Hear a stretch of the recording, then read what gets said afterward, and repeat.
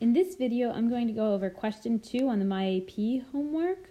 This question deals with half-life.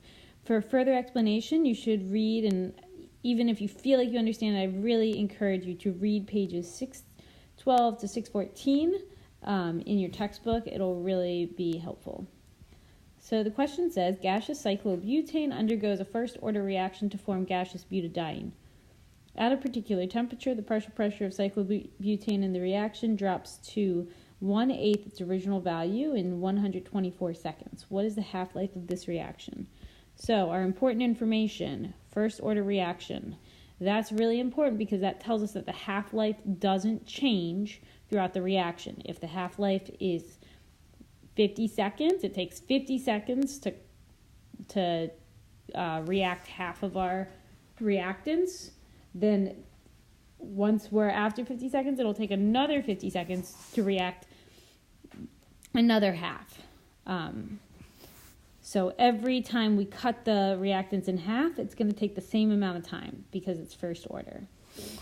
We're also told that the reaction drops to 1/8 of its original value in 124 seconds, and we are looking for the half-life. So we're looking for how long would it take for gaseous cyclobutane to drop to 1/2 of its original value, not 1/8. So the first thing you need to do is set up a table based on what we're given. So we know that we're going to start at, our initial starting time is always 0, and we're going to end at 124 seconds. And at 124 seconds, our amount is 1/8. So we started with a whole, or 1, right? 100%, the whole thing, right? If we have our pie, we're starting with the whole thing.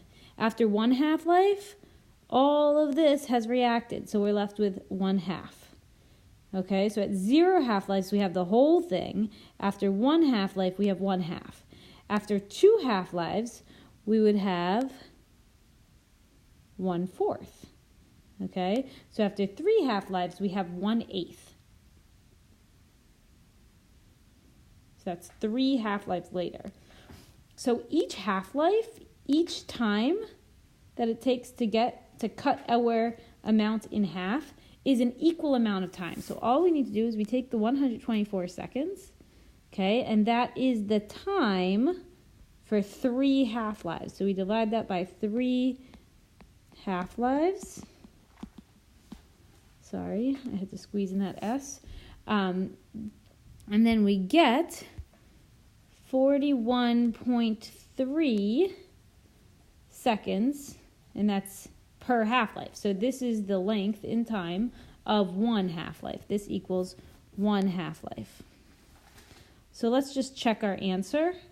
So what we're saying here is that after 1 half-life, we've done 41.3 seconds. So after 2 half-lives, we've done another 41.3 seconds. So that would be a total of 82.6 seconds.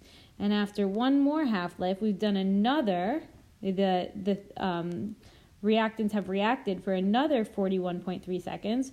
So that would be 123.9. So that would round to 124 seconds.